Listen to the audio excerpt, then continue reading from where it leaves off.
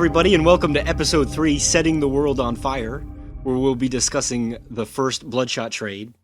Are you comfortable, Nick? I'm a lot more comfortable than I was last week. Yes, last week we were sitting on the floor of my sunroom. This week we... With very, very, very limited carpeting. Very limited. And a cat punching me in the face. This week we're back in the store and we're sitting on comfortable recliners again. Before we begin this episode, I have something for you. A token of my appreciation for you doing this with me. I really appreciate it.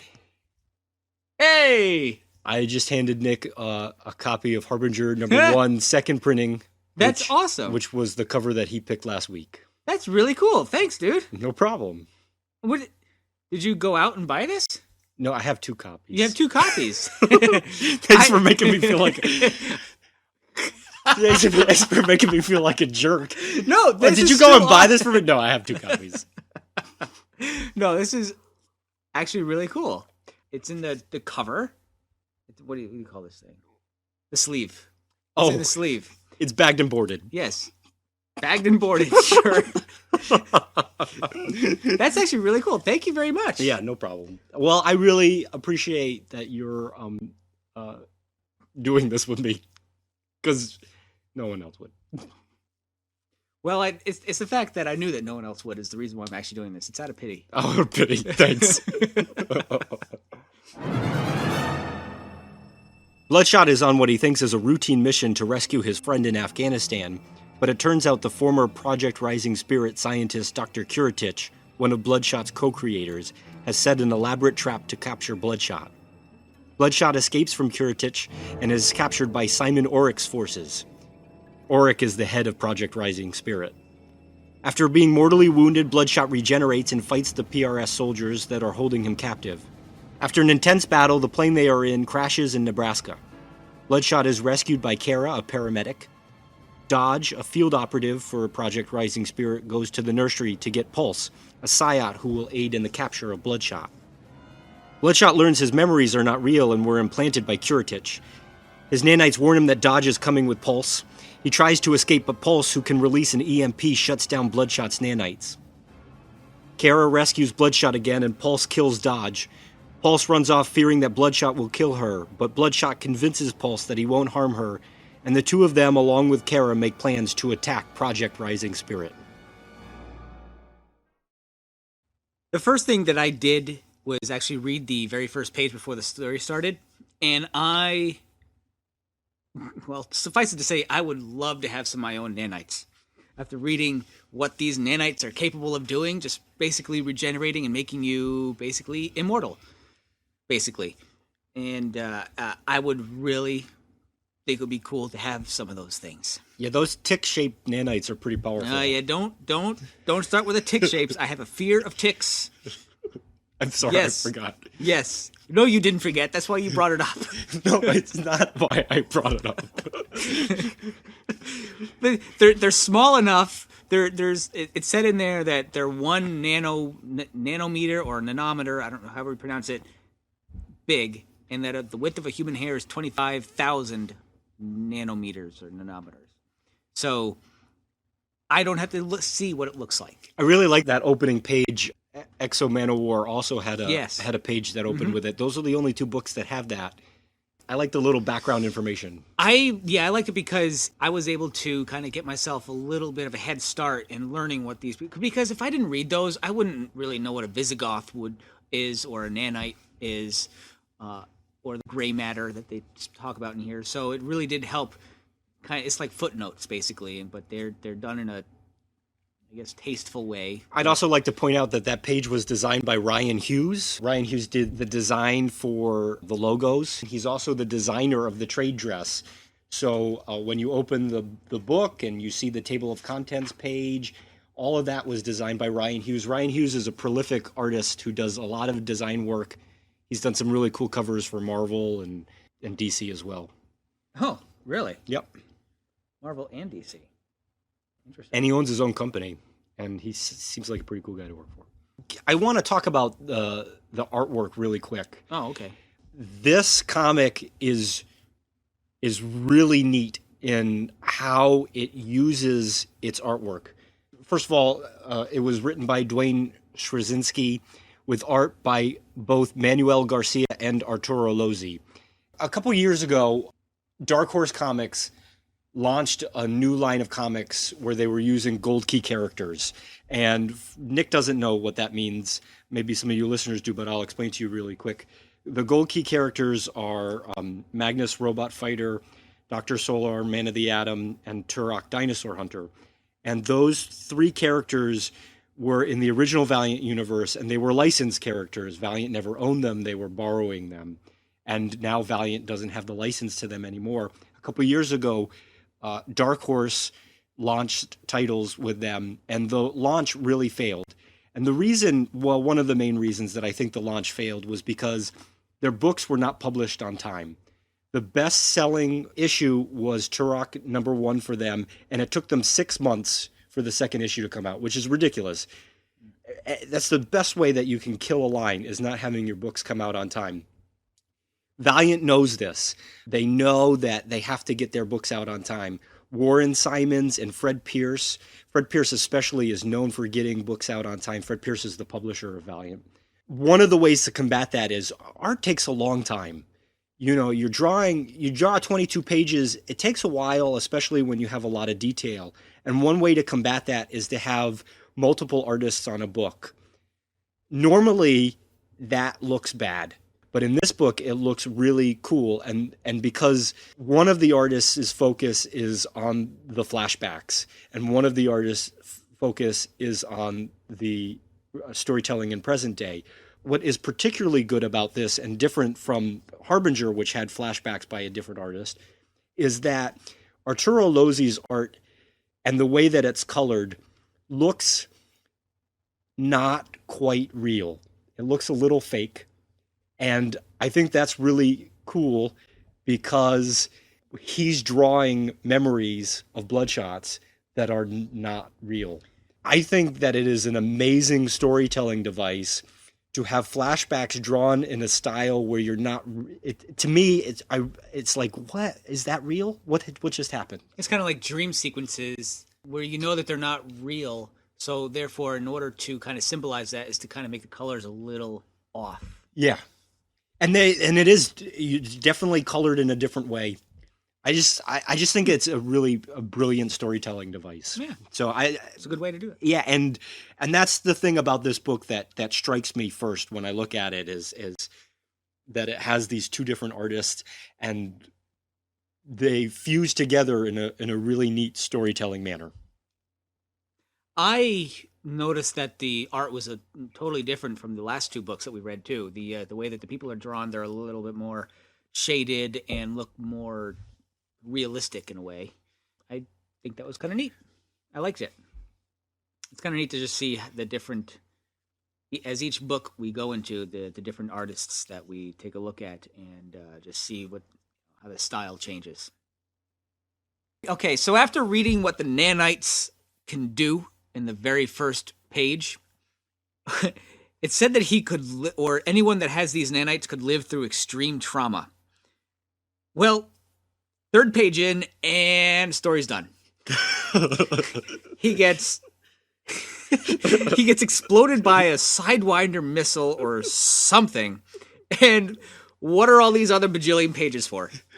After this, okay, story's done. He's already dead. Yeah, sure, extreme trauma, that's fine, but it really can't get much more extreme than being blown up by a damn missile.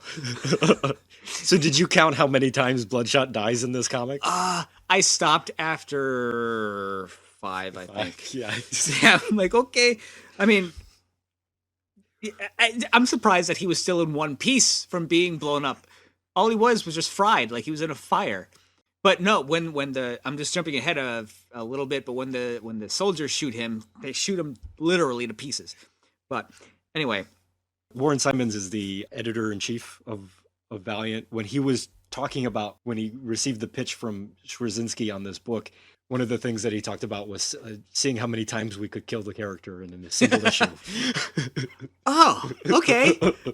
Well, they definitely went for a huge tally count. I've lost track. I really liked the full page spread of of him regenerating with the little squares over his arms and his legs, going from bone to muscle back to flesh. What's really cool about that page is that both artists' artwork is featured on that page. So there's these little boxes around him where he's remembering the faces of his family, and those are Arturo Lozzi's pictures. And then the main picture is Garcia's. That's cool. Yeah. A question after he finished regenerating, he just gets off the table and he's like, all right, I'm ready for business. Does it hurt to regenerate? Because he seems to not really be fazed by it at all. I mean, yeah, he did get exploded by a missile. I'm sure that hurts a lot more than regenerating, if it hurts at all. But I was just curious to know, does it hurt him? I bet it does. I mean, I think there were a couple times where he was screaming. He's very much like Wolverine, I think. And, the answer to Wolverine when he releases his claws, does it hurt? Yeah, okay. Every time. Every time. So here's another ability of his that I think is really lame. So in the original Valiant Universe, he had nanites, and he was able to regenerate and heal wounds. He wasn't able to do it as fast as he can now, but he has shape-shifting powers in this. And that's weird. In this one? Yeah. I hadn't noticed any shape-shifting. Yeah, he turns into one of the Afghan soldiers. Oh, right. Yeah. Wait, I thought he just cracked the guy's neck and just donned the disguise. Yeah, but if you look at the panel, the guy looks back at him and he's totally... Oh, he did the same thing with the helicopter pilot, too. That's right. That's right. And I think that's a little much. Okay. He's not the T-1000 here. His first kill in this story is a neck crack. And I had just seen the chiropractor before reading this. So it was a little eerie, I guess, to see that. Yeah, this is a lot more violent than what we read before. There's a lot of crackings and shootings and lots of and gallons ups. And gallons of blood. And then, okay, so he regenerated. He turned into the terrorists, and then he killed all the terrorists, and he goes with that giant safe. And just as he's about to get his buddy, all of a sudden he sees his child, Johnny. What? Johnny Visage? Where did this come from? This was my initial thought. Can you imagine how, when I originally read these, I read them in single issue format, month to month. I really had no idea what was happening. After the first couple issues, you're just like, what is going on in this? Well, especially when he's seeing just a visage of his child. Yeah, there's so many questions at the beginning that I thought that you might like it in the sense that it's like watching an anime. Yeah, it is. Every time you've ever shown me an anime, it's always begun like, you see the first episode and, okay, what did I just watch? I don't even know what's happening. Because animes always start in the middle of the story. They always do. Yeah. And sometimes it's not even till like the last episode where you finally figure out what's happening. You're like, 26 episodes now makes sense. I get it. Why did I hang on for this long? Yeah, I don't normally have the patience for that. Anyway, so we forward into Kiritich's laboratory, and the doctor is saying, which family member are you talking about? This one, or this one? Oh, and who are you going to save now? Does he have multiple personality disorder? I mean, he's got 3 families. And then, as I was reading on, his families, friends, and memories are all fabricated.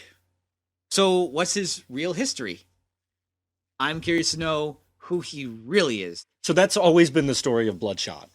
There's been 3 versions of Bloodshot.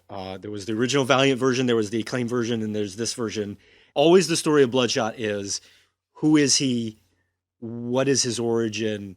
It's a matter of him trying to discover who he is. Yeah, and where did he come from, too? Because the doctor was saying that they had spent a lot of money on him, and he was an experiment. Where did he come from? Who is he? It's kind of like Jason Bourne. He doesn't know who he is, and he's kind of on a journey to find himself. And then, Bloodshot escapes from the laboratory. And one thing that I noticed is, where did he get the bandana from that wraps around his head? Because he's not wearing a shirt when he escapes. He's wearing pants only. And then all of a sudden he's wearing it's not really a bandana, but like a bandage around his head right here. I don't know. Maybe he found one along the way as he was escaping. Yeah. It's not like he really needs to wear that anyway, because he's just going to regenerate the holes in his head. It's only there for about one panel. And then he gets wrecked. Yeah. So he's blown up. That's a bloody, bloody page. He's blown up. There's intestines. He's tied to a chair. His eyeballs going off to the side. He's been freed and shown his families and memories are fake. I think that's his jawbone off to the side. His own military betrays him. His arm has been shot off. Shoots him literally to pieces. He's got a hole in his ankle. He's got no happiness whatsoever. His ears are going in different directions. He's destined to be angry, vengeful person. And this is the story. I'm not really sure if it's capable for there to be that much blood in a human body. So why would the doctor or the military, I should say, betray someone who is unkillable, unstoppable, and prone to getting pissed off and rageful? Okay, well, let me first go back to one thing. They're not the military. They're Project Rising Spirit. Do you remember Project Rising Spirit from Harbinger? Harbinger. Yes, I do. So Tull was part of Project Rising Spirit. Okay. And Project Rising Spirit is at odds with Harada. So that is a cool link. Mm-hmm. One thing that's really cool about the Valiant Universe is that it is an interconnected universe. That events in one story are going to affect events in another. You see crossover of characters and such. And so PRS, Project Rising Spirit, is a huge entity. We're going to see a lot of them.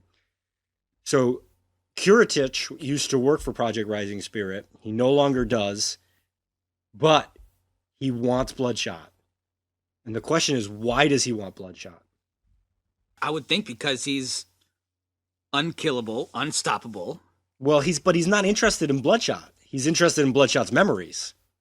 Oh, okay. Well, no, that's a very good point. Why is he interested in Bloodshot's memories? What is he looking for? But that's right, because he delved into his mind, found that deserted place in Nevada or Nebraska or wherever else in Nevada, in the West.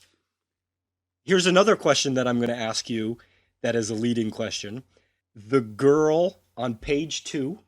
Oh, yes. Who shoots the plane down. Yes. Well, uses powers to get the plane down. Mm-hmm. Who is she? That's Pulse. No. That's not Pulse? No. And I purposely asked you that because I remember when I first read this, I thought it was Pulse. Like when we were introduced to Pulse and a couple issues later, I went, oh, that's the girl from the beginning. Yeah. But we know it's not because Pulse has been locked up in this basement for 2 years. So. Oh, right. I know the answers to these questions. We don't know the answers, though, at the end of this. So I'm going to ask you these questions so that you're thinking about it. Who is she? Why is she helping Kuratich? Is Kuratich acting alone?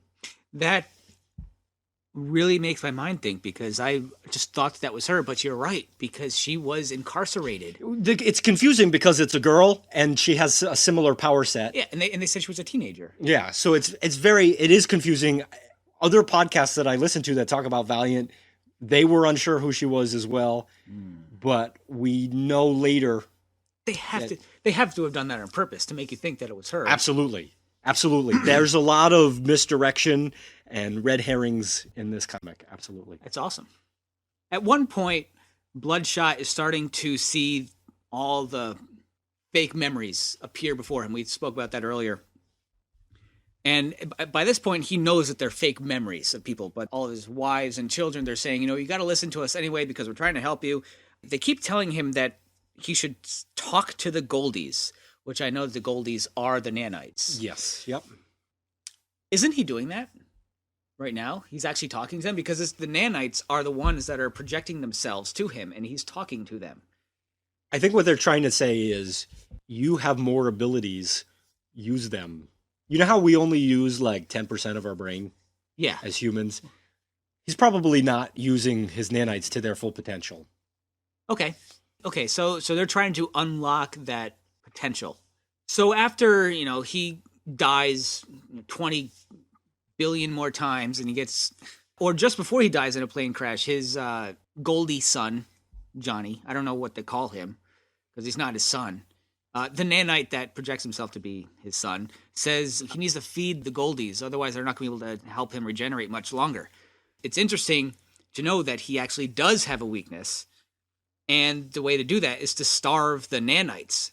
Okay, how does that happen? What do they feed on? But we find out in a couple pages later, in one of the most amazing sequences, you see a panel with 2 cows, and he excuses himself. He says, I need steak. Yeah. And then he goes and he absorbs a cow. And I love that the Goldies love steak. Because I love steak. What a coincidence. I was just saying earlier that I want some nanites in me. Maybe I have nanites in me. Because you want steak. Because I want steak all the time. I just want to share something. We're not really talking about the old stuff as much, but in the second version of Bloodshot, the acclaimed version, there is this wonderful sequence where Bloodshot is being shot at, and he's really suffering, and he needs protein, and he finds this stray cat in the alley, and he stuffs the cat into his open stomach cavity and absorbs the cat. And the next panel, you just see him like firing his weapon with a cat head sticking out of his belly. It's so ridiculous. So at least they didn't show like him absorbing the cow. That would have been. So at the same time we're introduced to Kara. What do you think of her? Kara. Kara's the paramedic. Yep. Yes. I like Kara. I didn't think that she was going to become a full-time character at that point. I thought that she was just going to be just some EMT girl that was just going to, like, oh, you need to stay still because we need to save you. And then when he escaped the ambulance, then he would be fine. Then she would be done. But no, I like her. I like her too. She's a totally new character. I like when they have these characters that have no powers who are thrown into the world of these superpowered individuals. It kind of gives you a little bit of perspective. Yeah. Yep. Now, backing up for a quick second, when, I don't know who it was, but it was one of the directors of Project Spirit, was talking, was it? Project Rising Spirit. Project Rising Spirit said he was referring to trying to take care of Dr. Kuratich, and he said a weird quote that I just didn't expect to see in a serious comic like this, is you can't put toothpaste back in the tube. I've never heard of that before. That's just a weird quote. I like how is that the scene where he's taking a piss? I thought he was in front of a monitor, but I don't know. Oh, because there's a scene where Auric is in the bathroom and he's getting briefed by Dodge, and Dodge says, can we do this somewhere else? And he goes, I need your report and I need to pee. Yeah. Well, let's do them both. That was not the same. That was later on. And right after that, they started doing a recap, I think, and it was of when Bloodshot was killing pretty much an entire city. Is that gray blob? Is that gray matter? Yeah, that's the gray goo. Yep. Okay. All right, so now we're back up to where we meet Kara. So Bloodshot incapacitates the driver to the ambulance. He gets out of the truck or something, and at some point he says an almost Terminator 1 quote. He says, wait here, I'll be right back. And all I could hear was Arnold Schwarzenegger in Terminator 1 going, wait here, I'll be back. So when you're imagining Bloodshot, are you imagining him as Wesley Snipes or Arnold Schwarzenegger? Well, now I'm imagining him as Arnold Schwarzenegger at this point. No longer Wesley Snipes, because he looks nothing like Wesley Snipes, except for the front cover. You know, Arturo Lozzi's version of him, he kind of is Austrian looking. Yeah, well, maybe he was modeled off after like a younger Arnold Schwarzenegger, or maybe not. There's a 99% chance. Anyway, Valiant, if you do a movie, do not cast Arnold Schwarzenegger. He's too old. So now Project Rising Spirit now has a weapon against Bloodshot. And it's that teenage girl who can apparently emit EMPs to destroy nanites. I had a small issue with this at first before I did any research on it, but I'm just going to bring it up anyway. Nanites, according to the beginning of this page that we referred to earlier, are nanometer-sized metal machines. That's okay because they're metal, and EMPs incapacitate metal. But the guy just before they announced that she has EMP power said the word nanomachines. From what I know, nanomachines are proteins, therefore not metal. I did a little research on it just before doing this, and it turns out that nanomachines can be metal and also virus-based, therefore, or protein-based. So I guess that's okay. And I know nanomachines, that's, if you take the word literally, yes. Just like a nanite. I thought EMPs affected electronic signals. Yeah, electronic signals, anything like that. Just anything that uses... I can see how an EMP will disrupt a nanite. Because it's like a little computer. Right, because it's a little computer. But not a protein, because proteins are organic. And I couldn't see that. But after doing a little bit of research, I realized that I think there's two kinds, or there's actually many different kinds, but... And I do think that these are nanites. These are little computers. Yes, yeah. So now I'm okay with it, but I figured I'd bring it up anyway. When Bloodshot was originally introduced as a character, nanites were not... I mean, you see, there's a lot of characters now that... or a lot of references in comics and sci-fi to nanites, but it was a pretty fresh idea in the early 90s. So it's a pretty cool character. When did this come out in the early 90s? 93. Nanites were also a part of that story? Yes. Okay, so this is actually pre-Metal Gear Solid, which is a video game which introduced nanomachines basically to our genre of people, the gamers, I should say. I learned about nanites from an episode of Star Trek The Next Generation. Okay, well, I don't watch Star Trek, so... Except Phasers' son. I knew you'd get a kick out of that. Now I'm on the panel that you were just talking about where the guy is going to the bathroom and he's like, I have two things to tell you and it's only going to take 1 minute. And they're talking about the demise of Bloodshot and how to kill him. And it's going to be using that teenage girl with the EMP.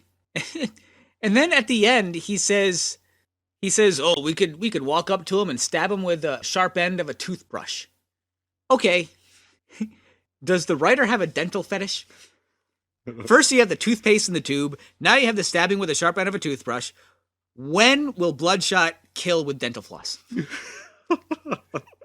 That would be a good way to strangle someone. If that happens, or that would be the nail in the coffin for me.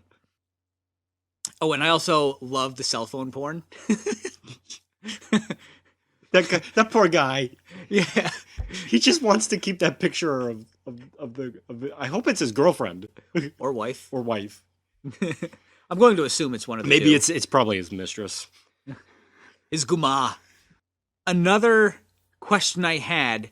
Project Rising Spirit apparently has a trump card in order to keep Pulse under their control. And it's that button that can stop, that can give her a brain embolism if she gets out of control. Can't her EMP stop that from working? Ooh, that's a very good question. I never considered that before. I think they're trying to get around that by showing that it's directly attached to her skull helmet there. But still, it's electronic. Well, I think the helmet she's wearing is a dampener. As we're going to find out later, Project Rising Spirit is not shy about putting little bombs in people's heads to get them to do what they want. Already, they did this to a teenager. I already know that they're not afraid of doing that. And I didn't realize that she was a teen. She looked like she was 20-something to me in the first few panels. And then after realizing that she was a teenager, it's like, okay. Yeah, she's probably like 16. Yeah. Yeah. Well, what got me was that it said, we see her in her present form in this trade now, but then they go to a flashback of only a few years ago. And she looked a lot younger. Yeah, she looks 8 years old. Yeah. And then they go back forward again 3 years or 2 years. Yeah, I've always heard that it's really hard for artists to draw kids and pets because proportions. It's hard to get proportions right. When we see her and she looks 8, that's one artist. When she see her and she looks 16, that's another artist. I'm not really sure how old she is. Okay. I think she's supposed to look older in that flashback than she is. Okay. Are we on that flashback? Yeah. Okay. So that flashback is a little weird for me because it is drawn by Losey, and so far at this point, Arturo Losey has drawn fake memories, and now all of a sudden he's drawing what we're supposed to think is a real memory. Because he's drawing it, how much of that is real? Or am I just overanalyzing the fact that he's drawing it versus the other artist? You understand what I'm saying? Yeah, so does he know what is real and what's not, and therefore trying to... Well, my question is, was Losey drawing fake memories only? Because that's what we had seen in the first 3 issues, and then in the 4th issue, we see him drawing something that we're expected to not think is a fake memory. But because he drew it, how much of it really happened the way that it's drawn? I just assumed that it was a real memory. I didn't really put too much thought into it. Yeah, I think it is, but I guess it was a little weird to me because of the way I had perceived the comic at that point.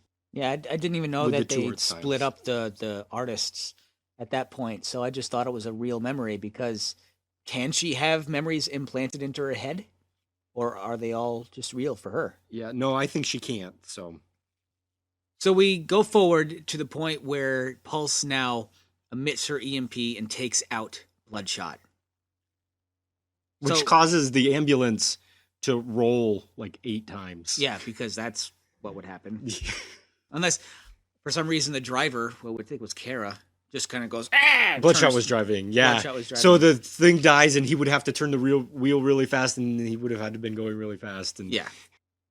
So the EMP does not kill nanites. It just stuns them for a short period of time. Correct. I would have imagined that the EMP would wear off eventually. I don't know if... Okay, yeah, so that's a good question. In the flashback in Nevada, we see her release an EMP, and that puts a stop to the gray goo advancing and destroying the world, essentially. But in this case, you're right. Why are the nanites able to reboot? I don't know. Does it knock them out? Does it put them in safe mode, so to speak, for a little bit? It has to do more than knock them out, though, because of that flashback. I mean, there's no other way that mass of nanites that was visible and destroying that town and soon to consume the world, there's no other way that could have stopped except by her EMP. Or is it that she is subconsciously controlling how much power she outputs to him? Well, I think at that point, though, she's scared of him. She doesn't like Dodge, but she doesn't like him just as much. Well, she was scared of him in the flashback, but she seemed to be a lot more sure in the desert. Mm-hmm. No, it's a good question, Nick. Okay. I think you have to chalk that up to how they have to tell the story, because Bloodshot can't die, or there'd be no more Bloodshot comic. Yeah, as per page 3. Right. Okay, so she runs away. Before she runs away, she kills Dodge. Oh, right, yeah. The coolest thing, I call it the pulse punch. She also can emit, and what she did basically was stop we have electricity in our brains, right? Mm-hmm. So that's what she did. She punched him and messed up his synapses, and that's it. He's dead. He's gone. That kind of surprised me. I thought he was going to be around for a little while longer, but that's okay. I didn't really care for him too much anyway, so... And Kara has a great line in all that, too. Right after it, she says, "Will everybody please stop killing everybody?" Because that's all this comic has been this whole time. Yeah. She's the only one that actually put the gun down and tried to take care of Bloodshot. And I thought it was funny when she was talking to Dodge. Dodge is like, "Lady, you really don't want to be a part of this." And she just keeps saying, "Hey, I've been to Afghanistan. I've seen a lot more than you think I've seen, so trust me, I can handle this." And why didn't Dodge be like, no, you have not seen what you're about to witness right now, so you put your gun down. But instead, I guess what he wanted to do is just kind of show her how much she's really over her head right now. So that's why he tosses the gun. But why did he toss the gun right in front of Bloodshot? Sure, he may think that the nanites aren't working right now, but he has to know better than that. He's like, "Oh, here, let me toss the gun right in front of you." I mean, Bloodshot didn't use it. Instead, he pulled out the gun from Kara's waist because she somehow knew that it was hidden. I think that's what it showed in the panel. Yeah, classic villain mistakes. You're going to die anyway, so let me tell you my entire plan. Pulse escapes. She runs away, and now she's in the city. And she's on the phone. Yes! And she says... And who does she call? She calls... I think she's calling Toyo, because the other end says Tony Harada? Yeah. Like, that's awesome! So, she wants to join the Harbinger Foundation. Is that what she wants to do? I think so. I think she's trying to join the Harbinger Foundation. That's so cool. Because remember Project Rising Spirit, Harbinger Foundation, they're at odds. So she calls for Tony Harada. Did she call him Tony Harada? I don't know. I thought it was the person on the other end of the phone. Not understanding what she said. Not understanding what she said. Like, I don't know Tony Harada. I think it's much more likely that she, who's been in a basement for 2 years, doesn't know his name versus the rest of the world. This guy has a foundation and he's up for a Nobel Prize. So okay. That's how I read it. It doesn't really matter. That is a really excellent example of Valiant and their intercontinuity. Here's a panel with a throwaway line. It's not necessary for storytelling at all, but they put it in there to just be like, hey, wink, wink, nudge, nudge. This is all part of the same universe. Yeah, I think that's really cool that they just keep it all interconnected. I think it shows, okay, she's a Psyot. Like, we didn't really know if she was a Psyot or not. We don't even really know what Psyots are at this point because it's all still very fresh. But I think it shows that she is one because she's trying to be a part of the Foundation. Now, how does she know about the Foundation? I don't know, but... I wonder if her and Pete will get together. I'm sure they will because it's all interconnected. So skipping ahead through now, Bloodshot is chasing Pulse through the hospital. Pulse is on the top of the hospital trying to hijack the helicopter. Bloodshot disguises himself as the pilot. And Kara, Bloodshot, and Pulse are all in the helicopter. It's pretty gutsy for Bloodshot to give Pulse the reins or the control in the whole situation when they're in the helicopter because he knows that she hates his guts. Bloodshot is banking on the fact that, she won't kill him because he's piloting the plane, and therefore if she tries to kill him, then her and Kara are dead, but he's still going to live anyway. I think it's really freaking awesome that now Melissa, who is Pulse, Kara, and Bloodshot are now a team. Yeah, that last page was really awesome. But I remember like, what's next? Yeah. Yeah, that was a great last page. It was very epic. It's really cool to see two very strong female characters as well, which is something that a lot of comic books lack. I remember feeling at that moment, I need the next issue right now. Yes. I'm really excited to see what happens. I know I keep saying this. This is the third time I say I'm really excited to see what happens. But I really think and I hope that it will be a good trio. It will probably be short-lived. But I'm really anxious to see what these three are about to do. So I have a question for you, Nick. We've now seen a Visigoth with sentient armor that can regenerate limbs and missiles and read satellites and travel through space. We've seen Harada and Pete, who are immensely powerful with tremendous amount of abilities and powers. And now we see Bloodshot. He's a character who can't die. Are the characters in the Valiant Universe, are the heroes in the Valiant Universe too powerful?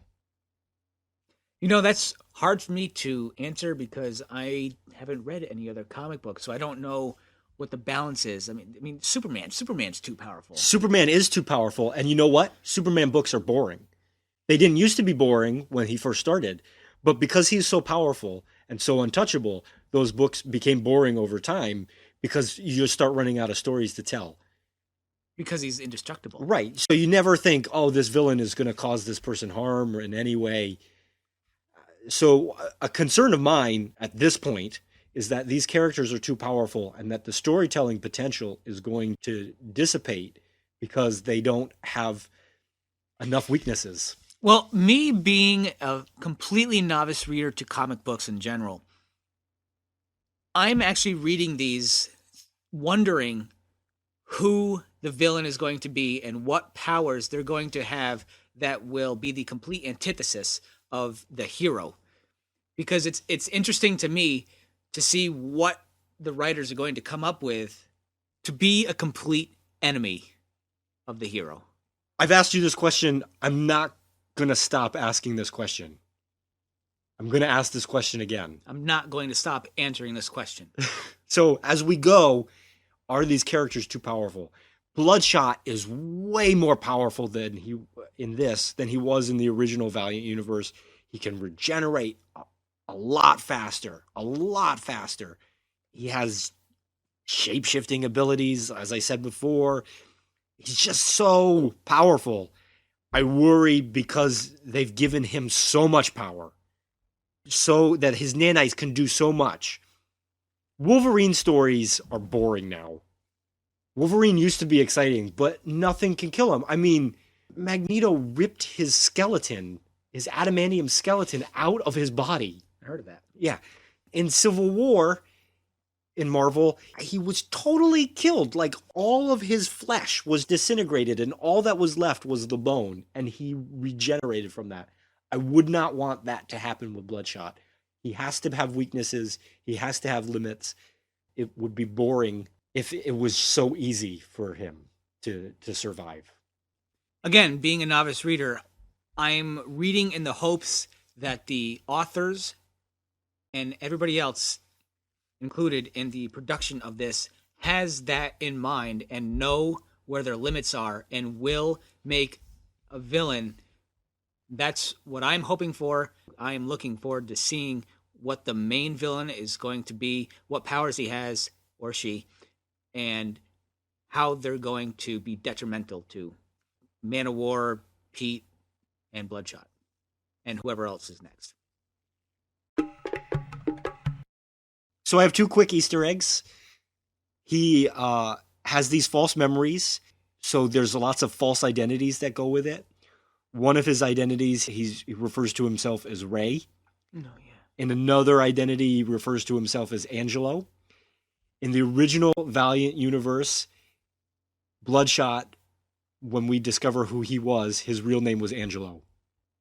In the Acclaim version of Bloodshot, when we discover who he really is, his real name is Ray. So I think it's really cool that they gave him these two false names that were his real names in other versions. Maybe his real name in this one is Rangelo. Rangelo. When in the Angela Ray. In the original Valiant Universe, when he didn't know who he was, so he made a name for himself and he called himself Michael Lazarus. Like, oh, okay. So Lazarus, yeah, come back from the dead. All right. Not even very original. Another thing, and this is really cool, well, it's not cool because it was an editing error, but when issue number 4 came out, the last page that Nick and I were just talking about that we love so much, they had the word balloons pointing at the wrong people. The last page? On the last page of the comic, they had the word balloons pointing at the wrong people. They fixed it for the trade. Oh, really? And I think that's really cool that okay, we found a mistake. We're going to fix it. They did that. They fixed it for the trade. Now, if you have the first printing of the trade, you can see this page clearly. If you have the second printing of the trade, for some reason, the last page is blurry, which is kind of annoying. Mm-hmm. So they've had some trouble with this page, but I think it's cool that they made the attempt to fix it. They saw an editing error and they fixed it. Though that's why if you look on the last page, there's really long lines leading to the characters because they had them going the wrong way. I see. The word balloons going the wrong way. Why are his eyes red? So that you know that he has part machine. Okay. So it's like Terminator. Because it looks cool. Okay. Why is he in kabuki makeup? Why does he have a red rising? That was a question of me I had, by the way, because when you first handed that to me, I thought that was a symbol of Japan. And then when the cover has the 13 red and white stripes, I thought it had something to do with Japan and America, maybe some kind of clash between. It does have something to do with Japan in the original version of Valiant. In the original version of Valiant, Bloodshot's character is modeled after Rai. Rai is a Japanese warrior in the future. You're going to learn about that character a lot later from now. So, yes, he has, and in the original Valiant, there's some Japanese parts to his origin story. I don't know if they're going to touch on it now. In the original Valiant universe, the circle on his chest was the scar from when they implanted the nanites. It never healed. And the nanites are what causes his skin to be white. In the original Valiant universe, he couldn't, I keep saying that, in the original Valiant universe. In the original Valiant universe, he couldn't change his shape, but he could change the pigment of his skin. So that way, if he was like out in public, he didn't look like he was wearing kabuki makeup. He would be kind of like a chameleon. If he was like stood in front of a brick wall, he could turn himself red. No, he basically just made himself look normal. Yeah. Okay. That's the other thing is like nanites are supposed to be able to heal. Well, we don't know why he has the circle here. Well, when we've seen pictures of him getting the nanites, it's all been to his brain. I don't even know. But he also has a scar on his face. Why didn't it? I thought he had a scar on his face. Why haven't they fixed that scar? Maybe I'm totally seeing things. I'm seeing things. Well, his hairline is odd, and that is scars. Those are scars? In the original Valiant universe, they were scars. I don't know what they are now. I think maybe now they just look cool. It's not fully explained why he looks the way he looks in this version yet. And so now it's time for the judgy part of the show. Where's my gavel? Where's your gavel? That was my hand. That's good enough. Covers, right? Covers. What's your favorite cover, Nick? My favorite cover is, without a doubt, drum roll as I scroll down to it. Boom, right here. Issue number 4 by Lozzi. So that's Arturo Lozzi's, the cover to issue number 4. That's the regular cover to issue number 4. Yes. So that's a pretty cool cover. So like all his memories of his family are like pouring out of his skull, and yeah, it's a lot of things going on right here. You can see that he's tormented by all the memories that are pouring out of his skull, as you said. The memories are red to symbolize, in my view, blood, and he's still alive, meaning that, you know, he's basically immortal. And he's feeling this going on, so he still feels all this pain, and he's just going through a lot of torture right now. And it's to show that these droplets of blood are people means that he's not only in physical pain, but in mental pain as well. And I like how many things that this one cover is representing in just one picture. Yeah, it's a good example of all the stuff that's happening.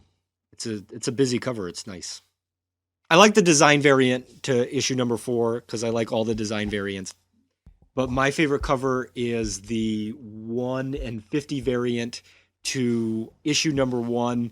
This is my second time that I'm picking an Assad Ribic cover. It's a beautiful cover. I love the colors. I do not own this cover because it is so expensive, but I hope to one day when it's not expensive. Why do you like it? I just like the colors a lot. It's not an action shot either. It's kind of a pose. I just think Ribic has beautiful artwork. His figures are always drawn very well to scale, and it catches my eye over the other ones. It uses colors in the cover that we don't really see in other on the other examples. It just catches my eye. So now we talk about whether we like this book or not. Third book in a row I really enjoyed. I was, however, really, really apprehensive on Bloodshot when I saw this cover of it way back when we first started. Because I really, really thought that it was going to be about vampires. This the era that we live in right now is all about vampires. Anything where you see anything media related, movies, TV shows, books, anything with blood in it has to do with vampires. And I thought this was going to be a vampire story. And also, when you handed it to me, he looks like Blade to me, which is, I think, another comic book character from a different universe. Marvel, yep. He looks like Blade. I don't know why he does, but he still looks like Blade to me. And I was thinking Wesley Snipes. I'm thinking, okay, this is going to be Valiant's Blade story. I wasn't looking forward to it. I don't care about vampires. I'm not a vampire person. So after a few pages in, realizing this is not a vampire story, it made it so much easier. It was a relief to you. It was a huge relief. I hate vampire stories with a tremendous amount of passion. They're just so awful. Yeah, I'm so done with vampire stories. Same here. And you know what? You see the blood from the Japanese sun turning into the 13 red stripes, and I don't know. I just saw a vampire, the red eyes as well, and he's got white skin, like Irish pale type skin. And Arturo Lozzi draws characters with pointy ears. Yeah, so it's just everything to this cover says vampire story to me, and I really was not looking forward to it, and I'm really glad it's not. You're relieved and happy with what you read. Oh, absolutely. I am not only relieved, but I'm overjoyed at how much I loved this story. It was a fantastic read. I really wish I could just skip ahead and just read this next one right now. Well, it's not next. Well, I know that, unfortunately. When I originally read this story, I read it in the single issue format. And I got to be honest, it was my least favorite of the 4 titles that Valiant launched. I didn't know what was going on. It was frustrating to me. And it's not that I didn't like it and that I wasn't going to keep buying it and keep reading it, but it was the bottom of the pile for me. The trade came out around issue number 7, and that's when I bought the trade. I read the trade in one sitting. It reads so much better as a trade. To read those 4 issues in a row, to have a little bit of context from what comes later when I read it again, I liked the story much, much more. This is a perfect example to me, of when people say, oh, well, it reads better in the trade. Yes, this comic read way better for me in the trade. So yes, I would recommend this comic, and I did enjoy it, but I did not enjoy it the first time I read it. Interesting to know what a trade of a few comics can do rather than just one singular. What would happen was I didn't know what was happening because it was my least favorite.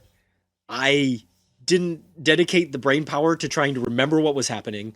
So I would pick up the next issue and I'd be like, I don't even remember what I read last month. And so it was hard for me to keep track. But yeah, so after a few months of this, you just don't have any more interest in it. But then when you read the trade, you got 4 months worth in one. Yep. And you're able to digest a whole bunch of information in one sitting and then go, oh, okay, this is so much better than I had originally thought. Yes, absolutely. That's exactly what happened. And so buy it. It's great value at $10 anyway. So get it. When Valiant launched as a comic book company in 2012, they started with 4 titles over 4 months, 4 number 1 issues over 4 months.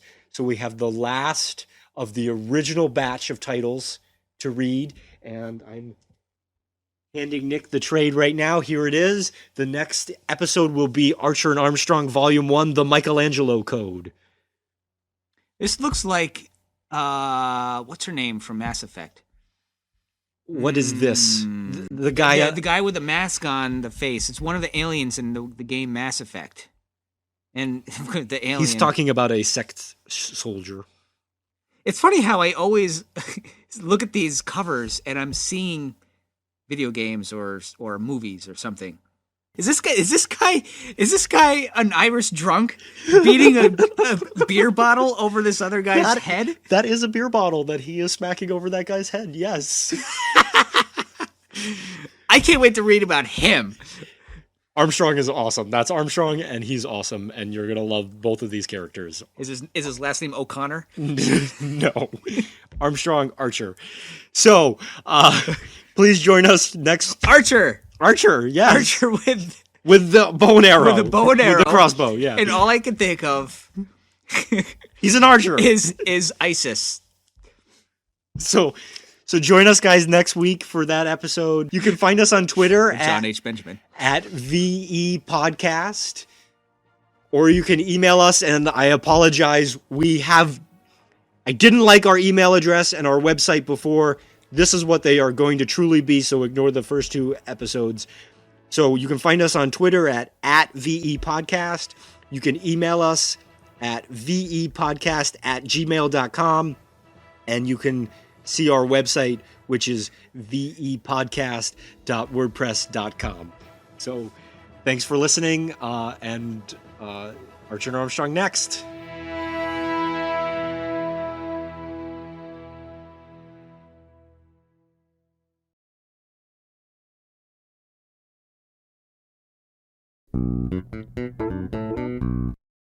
And then he gets wrecked. Yeah, so he's blown up. That's a bloody page. He's blown up. There's intestines. He's tied to a chair. His eyeballs going off to the side. He's been freed and shown his families and memories are fake. I think that's his jawbone off to the side. His own military betrays him. His arm has been shot off. Shoots him literally to pieces. He's got a hole in his ankle. He's got no happiness whatsoever. His ears are going in different directions. He's destined to be angry, vengeful person. And this is the story. I'm not really sure if it's capable for there to be that much blood in a human body. That was an amazing sequence. That was awesome.